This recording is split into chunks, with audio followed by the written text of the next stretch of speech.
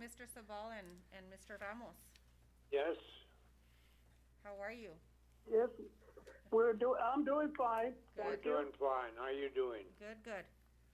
Okay, now that we got all of the amenities out of the way, uh, discussion action on Douglas High School athletics, and we've got Mr. Ortega here, the athletic director, to give us an overview of where we are, and also if you want to back up a little bit, Angel, and kind of give us a recap of what happened, and then what the board's going to be considering here today, based on what your recommendation is. Okay.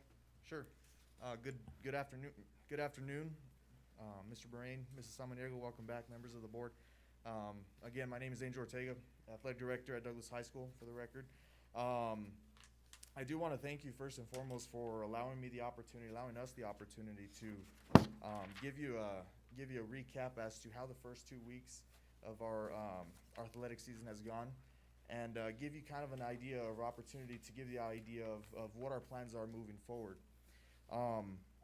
Obviously, with this entire proposal and this update here, you know, given the fluidity of the situation that's going on with this pandemic that we're in, we can't really pinpoint the exact dates of those transitioning to the next phases. However, we do, and I am going to provide you an overview with an expected timeline and dates of our plans moving forward. So, first off, I feel it's appropriate to give you an update as to phase one and how that has progressed in this first 2 weeks, and give you some feedback as to what our coaches feel and how we feel moving forward as well.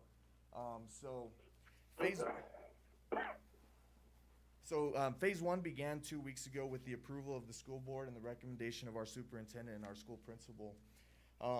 What's been taking place at every single of these practices has been pre-screening and temperature checks of all of our student athletes. As you can see by some of the photos, that has become standard at all of our practices. It's been rather routine now. The students expect and know the expectations at the beginning of practices, and at exactly what times there are to arrive and things like that.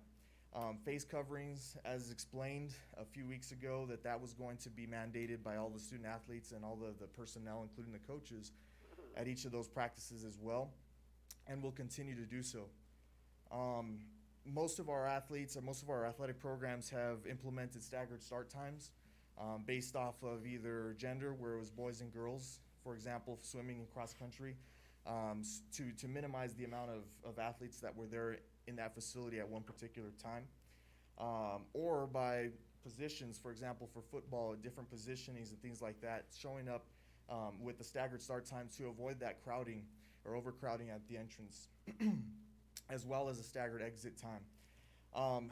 Distancing has been followed very closely, and it's the expectation of our coaches to make sure that that's something that they've educated our athletes on, and keeping that distance amongst each other has been a huge part of this phase one, and has made it quite successful. Students, something new that was implemented that we did inform you before, was that students would provide their own water, and again, no issues there. They brought their own and adequate amounts of water for those practices as well. I have met with the coaches at the end of each week, and which I plan to do again this Friday, and the reason being is that I like to get that feedback and that information from them to see how things are going and how they're progressing throughout their practices, and give them the opportunity to reflect on what works and what doesn't. And so we have been meeting quite frequently, more frequently than we have in the past. So that communication, that dialogue between myself and the coaches is there, and we continue to do that throughout the entire season.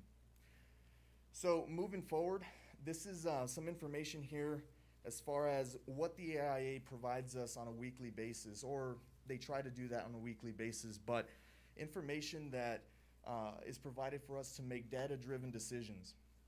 And as we are in the educational field, decisions that we make, we want to make sure that it's well informed, and that we have the information to take the next steps forward. What I provided you here is updates on 3 specific metrics, key metrics that were provided by and developed by the Sports Medicine Advisory Committee, or you might hear me say SMAC every once in a while, and that's what I'm referring to and what the AIA refers to as well. They provide numbers, they display those numbers that are provided by the Arizona Department of Health Services as well. And these metrics are based on three key points here. And it's cases per 100,000 of COVID-19 cases, percent positivity in your area, and number of hospitalizations that have visits due to COVID-19-like illnesses. Right now, if you look at our county, which is Cochise County, we hit what is known as the minimal community spread. There's three different levels, which is minimal, spread, moderate, and then obviously the highest level. These are the counties in Arizona, and Cochise satisfies all three of those metrics. Now, this is specifically towards the highest risk sport, which is football, which you do see that football practices. We do meet those metrics to begin practices as well as competitions. I did highlight Pima County in there as well, and reason being is that the majority of our competitions are with that of those schools that are in Pima County. So I did think that that was important, along with Santa Cruz, and I did highlight Santa Cruz earlier this morning, and that's being that Nogales and Rio Rico High School are in that same area. So as you observe that, it does show that we are following those metrics, that we are meeting those satisfactory thresholds, and we are permitted at this point, just using that, to continue on and make those decisions and make sure that they're well informed. This information here is provided specifically from the Arizona Department of Health Services, and I obtained this information yesterday, but it was last updated on September 24th. And these three benchmarks were more specifically towards the reopening of schools. Now, Arizona did provide a roadmap for reopening of schools. However, these are the benchmarks. Now, I think it's important to note that Arizona has kind of opted out of that phase approach, and now they're looking at metrics. And this is exactly what they're referring to here. As far as what those metrics look like, and all three of those benchmarks have been met as of September 24th. Just some visual aids for you, as far as a decline in cases. We've obviously met that in our county. Less than 100 cases per 100,000 individuals as well has been met.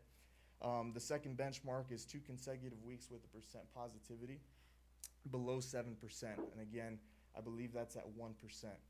And then finally, the third benchmark is 2 consecutive weeks with hospital visits for COVID-like illnesses in that region below 10%, and again, that's been met. So again, this is not really what's been used from the AIA. It's really what that table I presented to you in the previous slide. But then but this is also important just for the sake of this information that we're talking about, is that we've met those three when it comes to reopening of schools. I did want to provide the board and our superintendent just an update as to what Arizona Interscholastic Association, or AIA, has been working on, specifically in southern Arizona. As I do need to make sure that it's noted that the southern Arizona region, their athletic directors have kind of branched off and made decisions that are at the best interest of what southern Arizona is doing, not particularly Metro Phoenix area. So southern Arizona region athletic directors, we've been meeting quite frequently, about once a week. Sometimes meetings can be made on a whim, and because of technology now, we can meet via Zoom or whatever the case may be, but we do meet very, very, very frequently. At this point right now, individual sports such as golf, cross country, and swim and dive have been underway. Specifically golf, that sport's been competing since probably the end of August. Being that the nature of the sport is has that distancing already implemented, they felt that golf has been the least restrictive sport, so they've been competing since early August. Cross country and swim as well. The only issue with swim is we're just waiting for different types of public pools in the Pima area to open up to allow access for high schools. One thing that I also want to note is that, excuse me, is that virtual competition is now an option for specifically for individual sports. And that being not that it has anything to do with the computer, it's that we're counting our scores and we're calculating our scores, comparing those to that of a team that we're competing with in another area.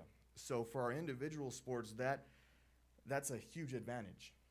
Where we can hold and have the option of holding virtual competition for some of our athletes without even having to leave our own city and our own area. That's going to be an option for cross country and swim specifically. Golf, there's still some rules that apply to that, but I just thought that it'd be known that virtual competition is also an option for our individual sports. AIA has also approved a timeline for Southern Arizona schools.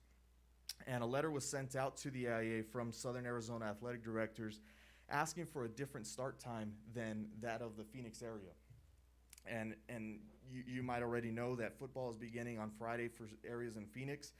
And so Southern Arizona wanted to kind of have a different start time based on for what our needs are. So I provided you with the dates that were approved by the AIA to begin competition.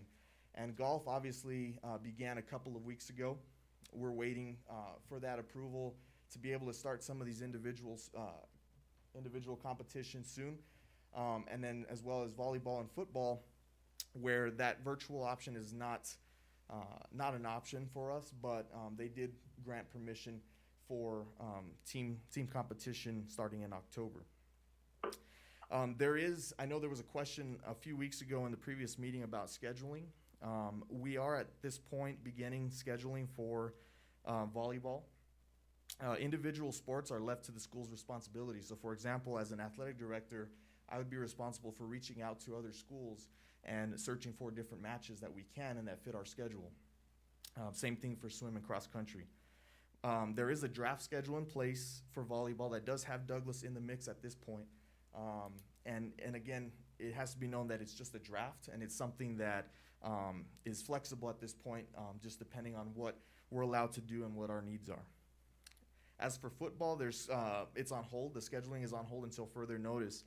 Right now, we're in the phase of just providing input as to who we would prefer to schedule, and they're serving schools and things like that. Even though we're all Southern Arizona, I think it's very heavily Pima County based, and the Pima County superintendents are holding off until about the October metrics and to be able to make that decision, so it gets a little closer to that time. But we do anticipate that the rumblings of football schedules to take place within the coming weeks.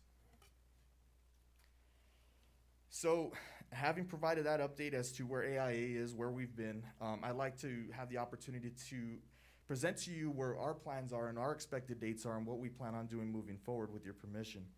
We have our individual sports here on the screen right now, and we're proposing that competition begin the week of October 5th. Now, because of that, these three individual sports right here already have that aspect of that distancing in place, which is why we think that they can begin at an earlier date. They also include the opportunity for virtual competition with the exception of golf. But I did provide some details as to what that would look like where, for example, in golf, there would still be no shared water. There would still be that use of masks when they're not competing. Every score is kept online where there's no hand scores or changing of cards or anything like that, no handshakes. And once that golf match is completed, our team departs. Currently, we have about 4 or 5 golfers. For swim, again, we have the opportunity to participate in virtual competitions where we're swimming in the luxury of our own aquatic center and comparing our scores to that of another team in their own pool. No shared water, obviously, and masks when they're not inside the pool.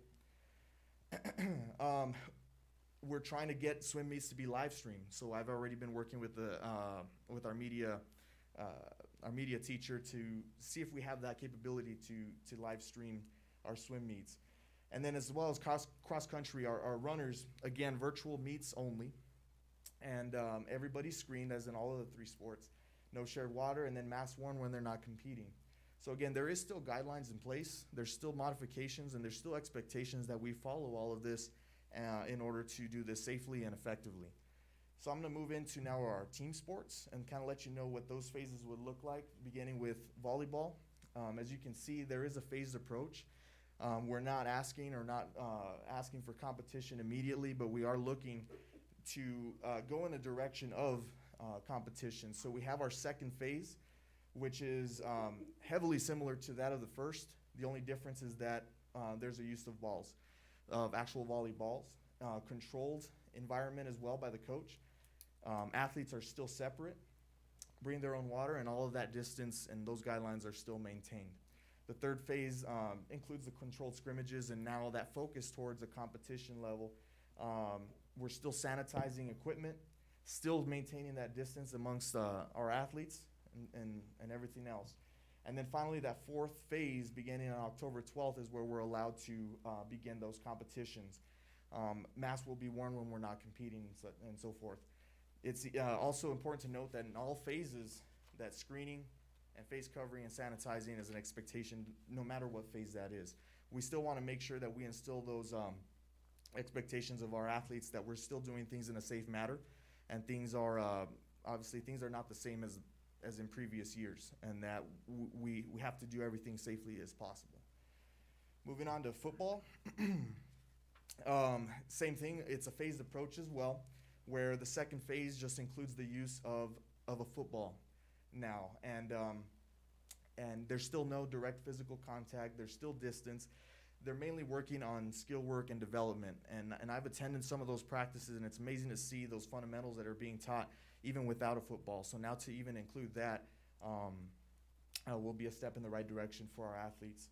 And moving into phase 3 in the middle of October, there's still no competition. There's now the use of helmets, and we begin what is called an acclimatization period, which is what's needed to be able to have competitions. We have to have X amount of days in use of pads and helmets in order to be permitted to compete in full pads. So that acclimatization period would begin on October 12th.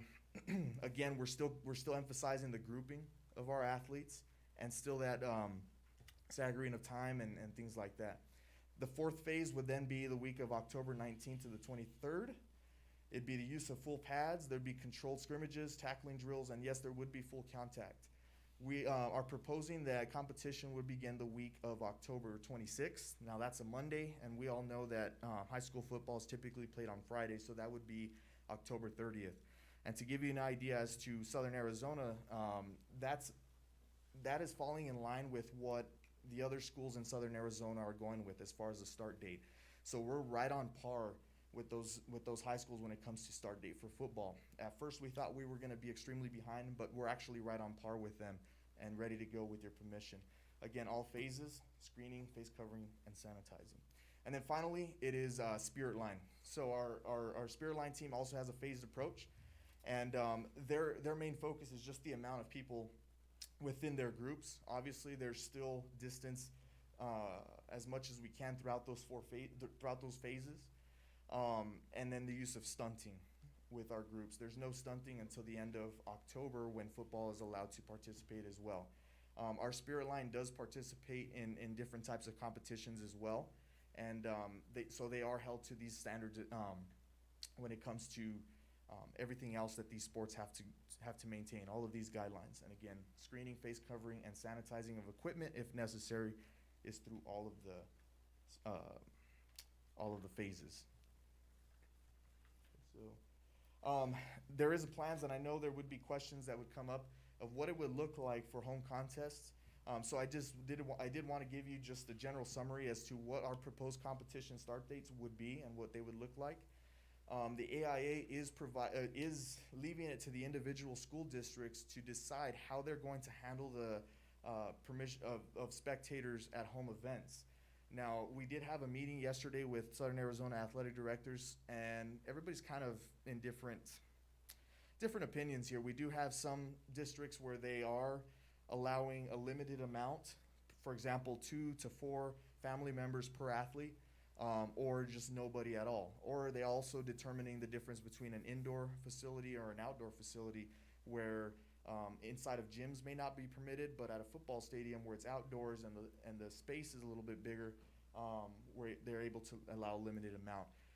when that time comes and we are granted that permission to hold competitions, I would get together with our school principal, our superintendent, some local health officials, our sports medicine, our sports athletic trainer, Mr. Nelson, to decide what would be the best direction and what would work best for our facilities. Sideline personnel, such as football or volleyball, obviously DHS would follow all of the AIA modifications, which they provided back in August as to what that would look like. And it would involve distancing between seats on benches, between coaches, the use of masks for coaches and other personnel, things like that is all provided for us, and that's something that we will be expected to follow. As for transportation and road contests, what that would look like, I try to mirror what a similar school in our demographics presented as well and was approved, and that is parent consent to be able to transport their son or daughter to and from athletic events. And this is something that's already been in place at Douglas High School for a few years now. The only difference is now they'll have the option to sign off that they will be transporting their child to that event, where typically in the past they've signed a consent form to bring them from that event. We're trying to do now both to and from. Another thing would be in the busing would be one student per seat, or if possible even allow one seat between each student. And obviously when distance can't be maintained or it's difficult to do that, face coverings will be mandatory inside that bus. This is something through the AIA. They are mandating pre-screening before boarding any bus, or even if it was to go with a parent. We need to, as a school and as a district, do the same kind of process that we do for practice. And it's the temperature check, the symptom check, and then once everything's okay, we provide that roster to the home school and just verifying that everybody there is good to go. So that is mandated by the AIA before they board a bus or any kind of vehicle going towards a road contest. Okay, and to sum everything up, I just want to give being in the we're creatures of habit here. We're in the educational field. Sometimes we like to compare to see what are schools in our area doing for whatever it may be, whatever reason. But here I've provided some information as to what are schools doing right now in our area. Currently, we have Nogales, Rio Rico, and all of the Pima County high schools are doing some kind of a phase practice and gradually moving into that next phase. Right now, we have schools that are currently competing, and specifically, like I've mentioned, in golf, cross country, and swimming, where they've had several competitions, and even volleyball that we've seen. Our team up north, Bisbee High School, will be competing on Friday night under the lights for their first varsity football game of the season. So this is just giving you an idea as to what schools in our area are doing, and we're hoping that right now, because the effective job that our coaches and individuals are doing, and that expectation they're setting towards their athletes, our kids are doing what they're supposed to be doing, our coaches are doing what they're supposed to be doing. We're asking to be on par with these schools and be allowed that opportunity to move forward. Do you have your master's degree? Yes, I do. Well, move on to the next phase. This could be your forward to your doctorate. If you expand on it. A very thorough, very good presentation, and I think it was very informative, and I don't know, what else could have been covered. You did a good job, and you can tell you spent a lot of time on it. Thank you. There's certainly going to be a lot of questions, and the first question is, so that we can get into the full discussion with the full board, is what are you asking the board to do here today? So right now, what we're doing, what my proposal is as the athletic director for Douglas High School, and we do have Mr. Walker here, Mrs. Samaniego. My proposal would be to allow permission to continue with our proposed timeline that was presented, and with the understanding that we are going to meet closely with each other to determine when that next phase should occur, and allow for that competition with those proposed dates as well. So basically to approve, Go ahead. if I may, Sure. to approve the fall season timeline as presented. Yes. I guess that's what, So just so that we're clear on what the board is going to be voting on, again, you made a very, very thorough report, and we couldn't have asked for more information. But let me ask you this. Sure. Are you asking that we approve officially a phase 2, and then at some point in time come back according to the timelines that you've given there, and then approve that next phase? Or would it be more prudent for this board and the administrative integrity and professionalism that if the board authorized, and I don't know how the board would feel about this, that we approved the full report as presented, and then if the administration, collaborating with all of the principals involved, came back and said, and reported to the board that we're, and we're gonna get into the questions, but Sure. I wanna make sure that we know what we're gonna be talking about, is that you come back to the board and say, we are going to put a hold on this phase because there's been certain variables that are influencing our direction and decision. Right. So, I don't know how the board feels about that, before we get into questions, so that we know what we're gonna be discussing. Board members, would you wanna, would you want to approve the whole presentation in its entirety with all the phases?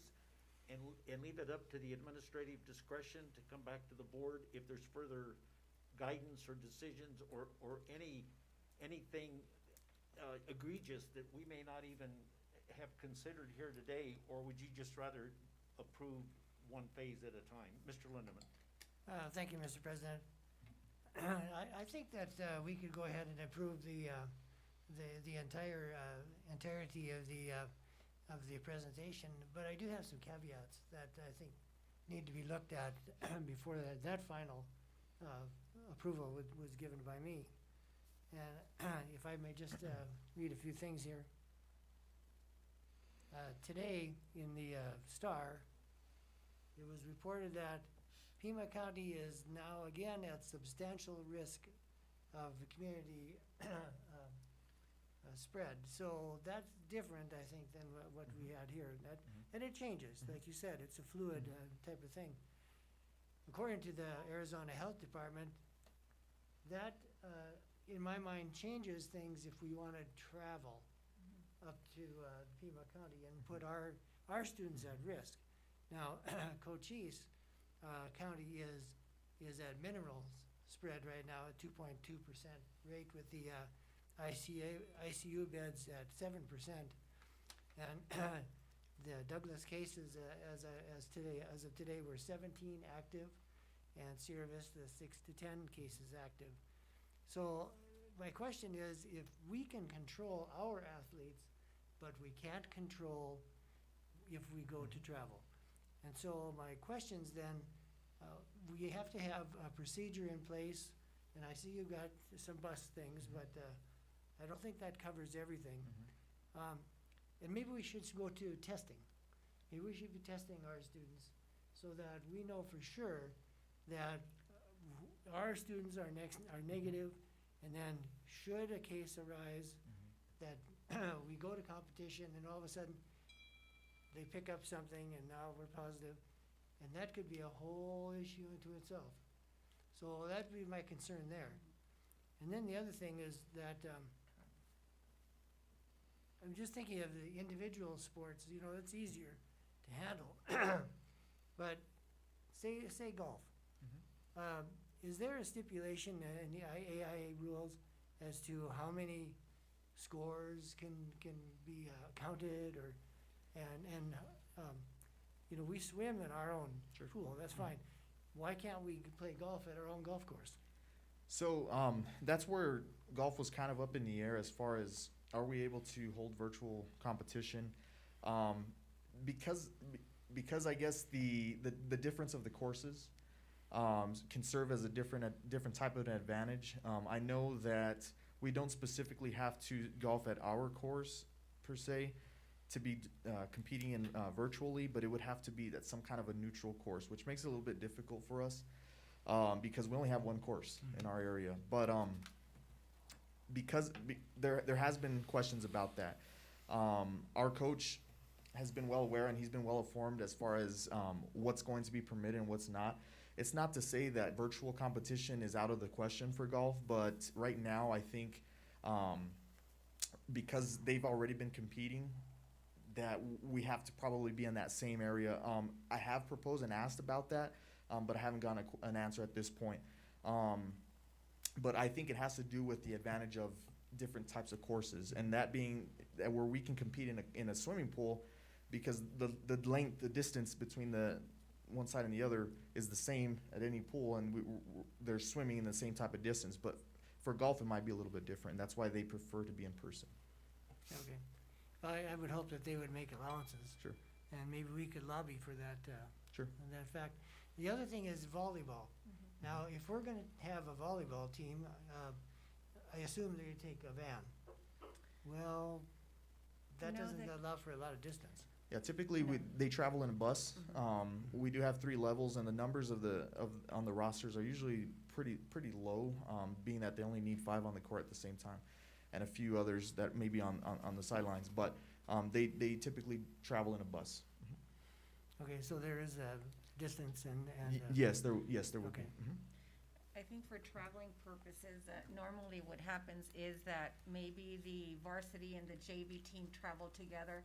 That way we save on gas and all that. But in this case, that wouldn't be happening anymore. I wouldn't assume so if that is the decision of the board. Once traveling does need to start happening, we'd have to put very, very few kids in the bus to allow for the proposal here, which I think 1 child per seat is doable, and maybe even leaving a seat in between each one. One student Yeah, and then yeah. diagonal, Correct. Uh-huh. Yeah, there would be specific yeah. expectations in place, that's for sure. And I think, Mr. Lindeman, to your concern about, we can control our kids and know that we're doing the temperature checks and we're asking all the questions about COVID.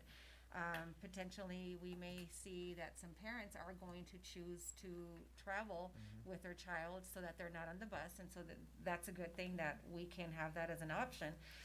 But I think, just like we've taken our own precautions and safety guidelines and to reopen our schools, I believe truly that every school district is doing the same thing because they want to keep their kids safe. And so I wouldn't think that, any school would allow competition by not, sanitizing their balls and by just allowing a free willy and exposing other teams. I think it's a commitment, on everybody's behalf. We can't guarantee that they're gonna take be as diligent in our efforts as we are. But I think, wouldn't you agree, Angel, that every school or athletic director is taking this very seriously because it deals with lives.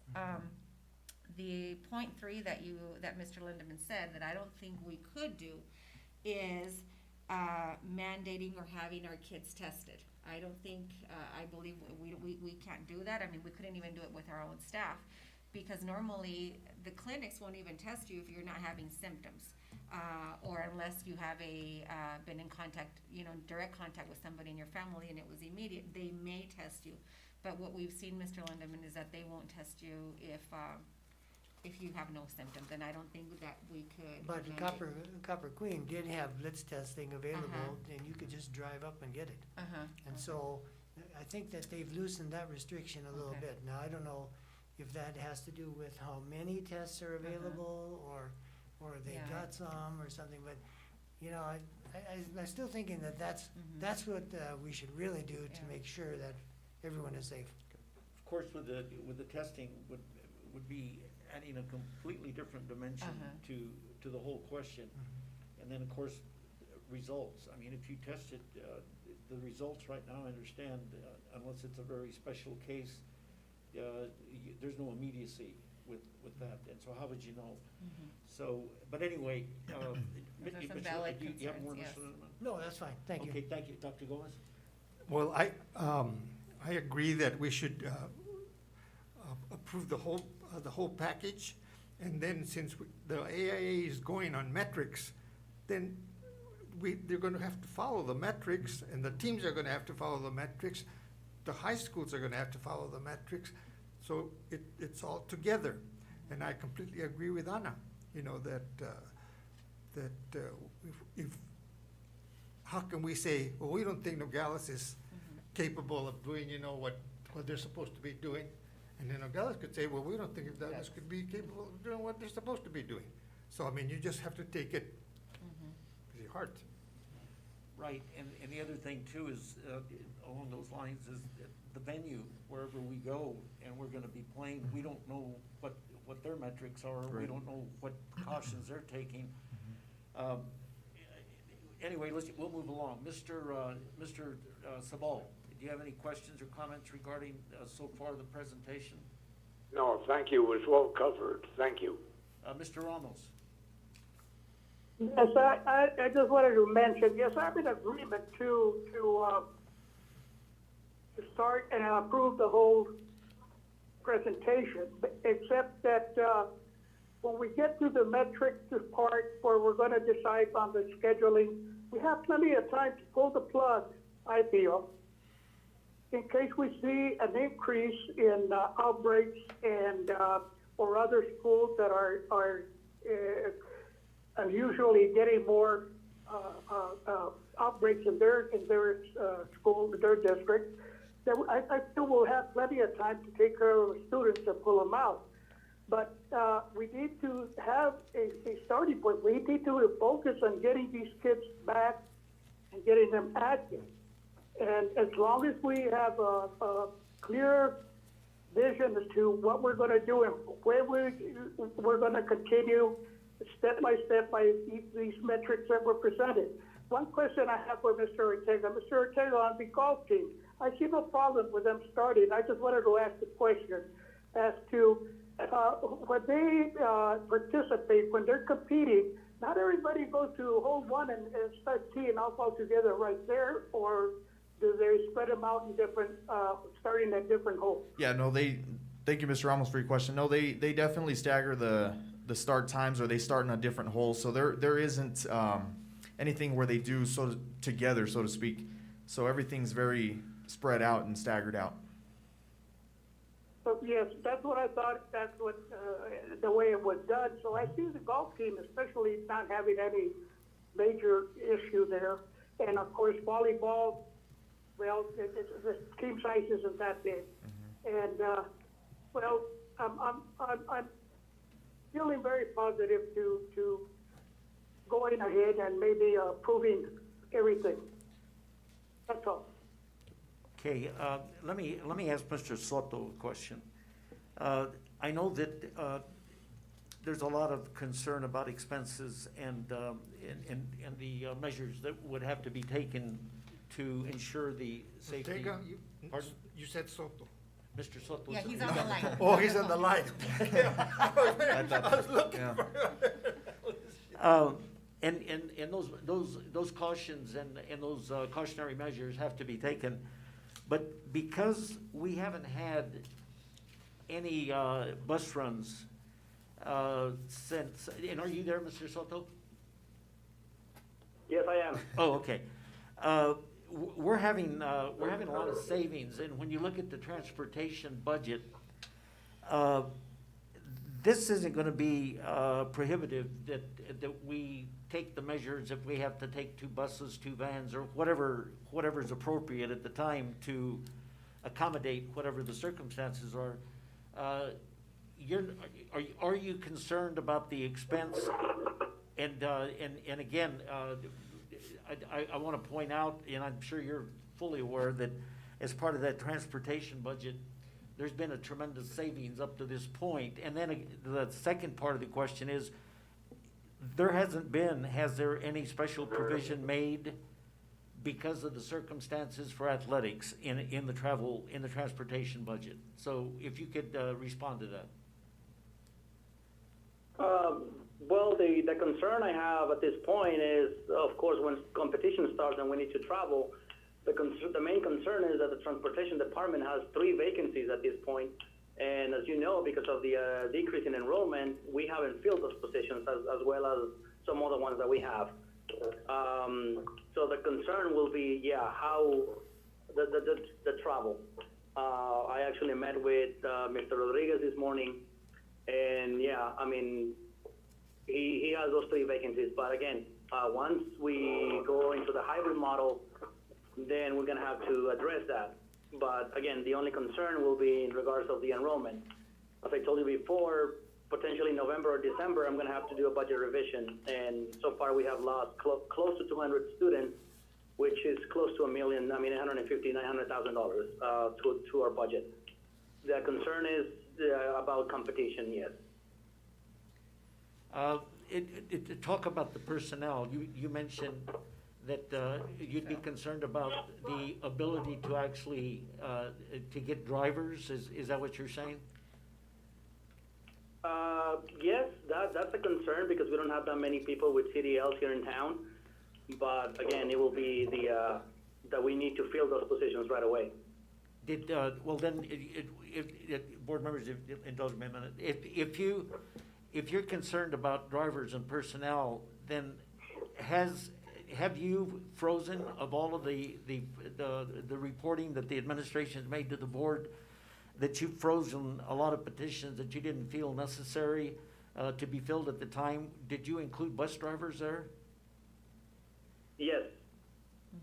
And so you're short on bus drivers. And of course, I know we're getting way ahead of ourselves, but we need to be prepared if we're going to approve this whole thing. Would you be concerned about the ability to transport other than the financial part of it, Mr. Soto? Yes, I would, but if that travel is going to be happening in vans, probably the coaches can, drive those vans. But also keep in mind that we don't have that many vans either, and not using the bus drivers to do that. Let's just stop there a minute. You want to respond to that about using the coaches to drive those vans? That's not going to be feasible in football, is it? Driving, you don't have enough vans. Definitely not in football. Correct. That's something that, for golf, it's been something that's, we've done that for years as far as vans, golfers Right. in the vans, but everything else, cross country is, I believe, at maybe 10 athletes, that could be feasible there. But volleyball and football, definitely we need that, You probably need we need buses. the bus. And I think Mr. Soto's concern, if, Cesar, if I'm understanding correctly, is obviously, there's two issues. So you have the three vacancies that we've been holding off and kind of a hiring freeze, right? And knowing that eventually we're gonna have to look at key positions, and have to make a decision whether we can fill them or not. Bus drivers being one of the key positions. We have three vacancies, so maybe it's looking at, okay, filling two and not three, and could the transportation department, do their job and perform, the school runs once the board approves hybrid, and also any travel that happens through athletics with the number of bus drivers that they have, plus let's say we were to open up two positions and not three. So I think that's what Cesar was saying, and I think I briefly talked to Mr. Rodriguez this morning, and he does have a concern once we, of course, start fully functioning and operating our bus runs, to do the job that they need to do with the number of people he has right now. So that is something that we're gonna have to look at and say, okay, can we do with two bus drivers and then save one position, or do we have to fill those three? And bus drivers, as Mr. Soto said, they're difficult to fill because not everybody has a CDL license, and you usually don't get that many applicants. So we, moving forward after whatever decision is made today, that is our next step in really either, trying to hire one or two, depending on what the decision of the board is. But, realistically though, if, the board's concerned about the money, of course, I mean, Yeah. we have to be. And of course, if we're looking at a double expense or expenses that were not predicted, so to speak, however, there is that savings for not having To do, had the runs. But then there's a question of the personnel, but the question that I would have now would be, of all the positions that you've frozen, and you move certain people into other positions, there still hasn't been any added expenses to the M&O regarding personnel. There's actually been a savings, is that right, Mr. Yes. Soto? You've had a savings, you haven't been moving personnel around and adding an expense. If you've moved them to cover, then you're doing it to actually realize the savings, correct? Yes, on a way, but on this regular board meeting on the 6th, there's gonna be some IAs that you guys are gonna approve that we need for special education. Those positions were moved from vacancies from another school, like from Ferris to two different schools. But we're gonna have to start paying those people, so it's an expense that we're gonna have to start, making, starting next month. But it's not that significant. Explain that, because if you had frozen those positions with those IAs, and then you moved them to a different position, if they were already encumbered, why would that be an added expense? They are encumbered, but we haven't been making the expense because they were not working, but now they're gonna start working. Oh, well. So we're gonna have to start paying them.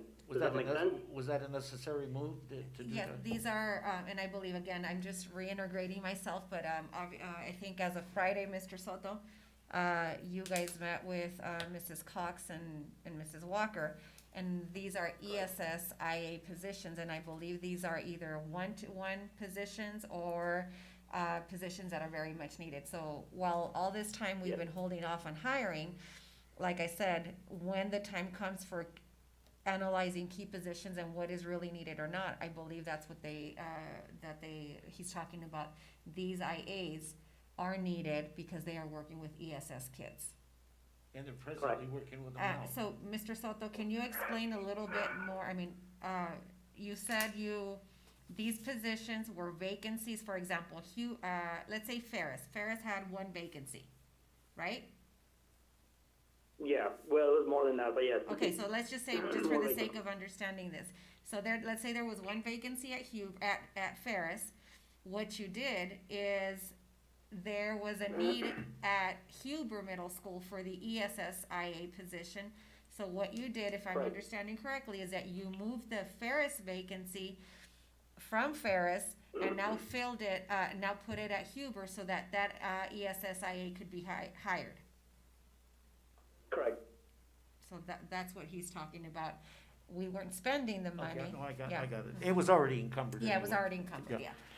So it's no new positions. Yeah, we haven't been filling anything, and man, has there been need? And this is one of the bus drivers will be something we're gonna need. They're essential to getting kids to school. And while our numbers may be down once we return to hybrid, I have a feeling that a lot of the parents that opted to keep them at home will continue to do so. So, but we're gonna need the bus drivers. Well, we know though, board members, that we got money through the CARE Act. And it was for some of these expenses that were directly related to whatever the circumstances might be. In fact, I know that, and I observed, and it's something that we had to do, and I know it's put a tremendous amount of work on Marco, but they're putting up Wi-Fi towers at every school, I believe. Is that correct, Marco? And that was quite an expense as well, right? So all of this comes into play, when we talk about all this travel and athletics and all that. We need to be cognizant of all of these monies going out, because I think that when we do go back to either a hybrid or full-blown, we're gonna be hit with some unexpected expenses that we never saw coming down the road. And we better be prepared for it and be careful how we're spending the money. So back to you though, Angel. Okay. And that was pertinent because it had to do with budget and talking, but you said something earlier in your report. You said something about you reaching out to other athletic directors. Was that to get games, to schedule activities, or is the AIA, have you already got a schedule that when this thing is realized, that you automatically know who you're gonna play, you already have a schedule? Why are you reaching out to other athletic directors for games? So when it comes to individual sports, they're leaving it to the individual school districts, the individual ADs to schedule.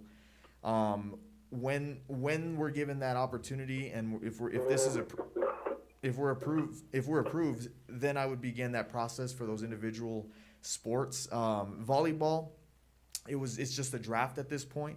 They do have a schedule in place, but again, it's with the understanding that certain schools may drop out for whatever the case may be. But, and as for football, there's nothing in place yet. They're in the very early stages. So to answer the transportation question, I think right now the only sports that concerns this would be volleyball, and that they only travel in one bus.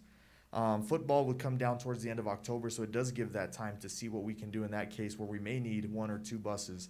And as for golf, I mean, they're able to do an event or two.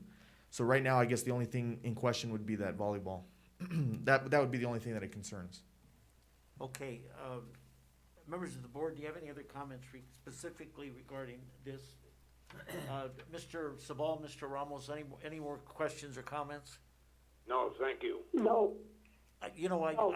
I personally saw yesterday, that the district and the personnel, you know, they're to be praised. Not only our classroom teachers, everybody that's involved. Our classified, Marco Durazo, never expected in his lifetime that he was gonna see all of the work that he had to do because of this, because of the distance learning and all those things. So everybody's working together. But what I saw yesterday was really impressive. I saw people taking temperatures. Everybody was wearing masks. People were social distancing. It's good. And the board is very appreciative and proud of you guys that we know we've got such a good staff. And that's why if we approve this today, I think we can be rest assured that the administration will come back through the proper channels and say, we need to revisit this because these things have happened, okay? Sure, and I just want to finish with this. I could attest to Mrs. Samaniego as far as everybody being on the same page as far as the high schools in our area. We do meet frequently, as I've mentioned, and you can tell by just the dialogue between us ADs that everybody's following what we need, and it could be very stressful at times.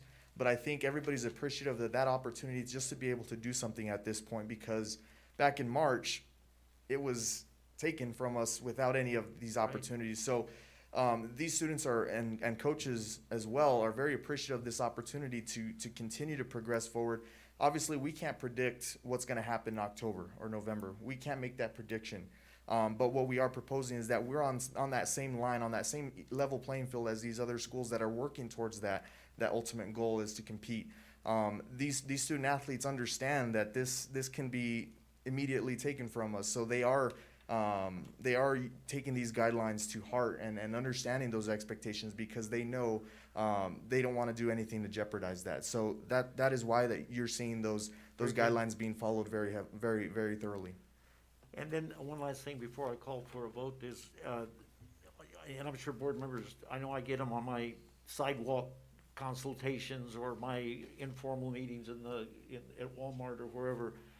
There's both sides to the issue. There's people that are on both sides of the issue, and some are very, very adamant about how they feel about certain things. But we hope that we're making the best decision based on the best information we have, relying on our staff, and the responsibility, like I saw yesterday, of our staff. I mean, they're out there, they're doing what they have to do. So I'll entertain a motion to approve the full phase report as presented. I'll make that motion. Is there a second? Mr. Sabal? Second the motion. Okay, now to be clear what the motion means. First of all, it's always best to have you interpret what, because you're the one that's going to realize it. Sure. You're gonna implement it. How do you interpret what we're gonna do here today so that it's clear to everybody? It's like I'm in class. So from what I understand is that we're approving this timeline with the understanding that working collaboratively with the superintendent, that, you know, we are to determine when that next phase would be, and understanding that anything can change as long as it's with the administration. And we are approved of those competition start dates. That's the way I understand And it. certainly with the top administrator at the high school, Mr. Walker, without saying, he's gonna be involved. Right. Okay, have a motion. But I think, not Gabriel. Angel. Angel, understand that if we approve All the this, dates which I already. hope that we do, you're gonna be following what you have presented here, Right. okay? In other words, and the timeline, Yes. okay? It's already approved. Unless something. something happens. Okay? Absolutely. Is that okay? Yeah. Okay. Mr. Ramos, Mr. Sabal, you have any further discussion regarding comments, questions regarding the motion? No, sir, thank This you. is Mr. Okay. This is Mr. Ramos, no. Okay, good. Roll call. Mr. Ramos? Yes, Mr. Lindemann? Yes, Mr. Sabal? Yes, Dr. Gomez? Yes. Mr. Bahrain? Yes. You got that good and clear, and thanks a million again. Thank you, Angel. Thank you. No, you know, the reason because he's the one that's gonna implement it. I wanna make sure that he tells us how he read what we did here today. And also. Thank you, Mr. Walker. I know he's on the line too, and so he's been working very closely with us. Very good. All right. Let's go to item For hires. 2B, discussion action on the approval of athletic hires. And we have a list there of, I think those are the hires, and Yes, we're gonna the- move to the addendums. Yes. Okay, so then we have an assistant volleyball coach. We have 2 assistant volleyball coaches and assistant football coach and the assistant cross-country coach being presented as new hires. Okay? And those are their amounts. all right, And entertain- obviously the amount because they're hired, that's gonna be the amount for their addenda. You don't have the amount there. The addendas are. Oh, in the background, Yes, yeah, yes, in the uh-huh, background. yeah, uh-huh. Yeah, that's fine.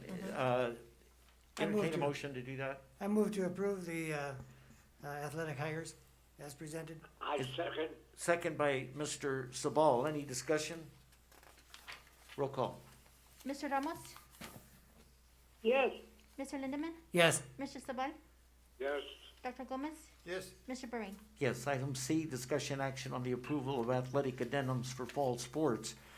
And before we get into this, I just wanna make a comment regarding this. There's been some discussion, whether or not the total amount or the full amount of the addendum is appropriate because of the time spent and how we've started the season late and what the length of the season's gonna be.